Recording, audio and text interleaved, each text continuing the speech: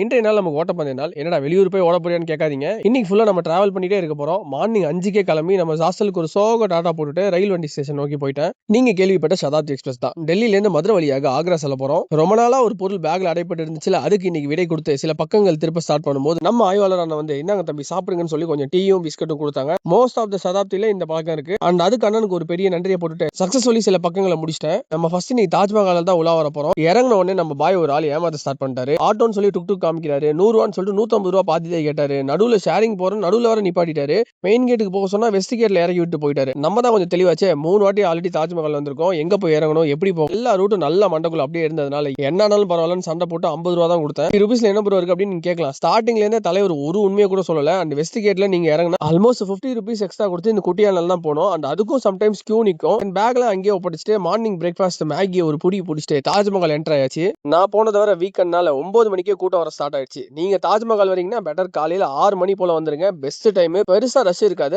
அந்த கிளைமேட்டுக்கு photos and வீடியோஸ்லாம் எல்லாம் நறுக்குன்னு கிடைக்கும். அந்த தாஜ்மஹால் டிக்கெட் பொறுத்த வரைக்கும் ஆன்லைன்லயே டிக்கெட் புக் பண்ணிடலாம். ஃபர்ஸ்ட் கமெண்ட்ல வெப்சைட் லிங்க் போடுறேன். And ticket price per person Taj Mahal பஸ் மசூலியம் சேர்த்து 245 ரூபா ஆகும். அண்ட் மஸ்ட் மசூலியம் போகும்போது காலனி ஆடையெல்லாம் அணிந்து போங்க. உள்ளே ஃப்ரீயா கொடுப்பாங்க, இல்லைன்னா உள்ள விட மாட்டாங்க. எத்தனை வாட்டி வந்தாலும் புதுசா பாக்குற மாதிரியே இருக்கிற தாஜ்மஹாலை நல்லா ரசிச்சுட்டு சந்தோஷமான மக்களை சுத்தி சுத்தி பார்த்துட்டு வீடியோஸ்மே அங்கேயே உட்காந்து எடிட் பண்ணிட்டு ஒரு 4 ஹவர்ஸ்க்கு அப்புறம் தாஜ்மஹாலுக்கு ரொம்ப பெரிய வெடி கொடுத்து டாடா காமிச்சிட்டு ரயில் வண்டி நிலையத்தை நோக்கி கிளம்பிட்டேன். இதுக்கப்புறம் எங்கடா அப்படின்னு கேட்டீங்கன்னா, இவ்வளவு தூரம் வந்துட்டோம், ஜெய்ப்பூரை விட்டுலாமான்னு கிளம்பியாச்சு.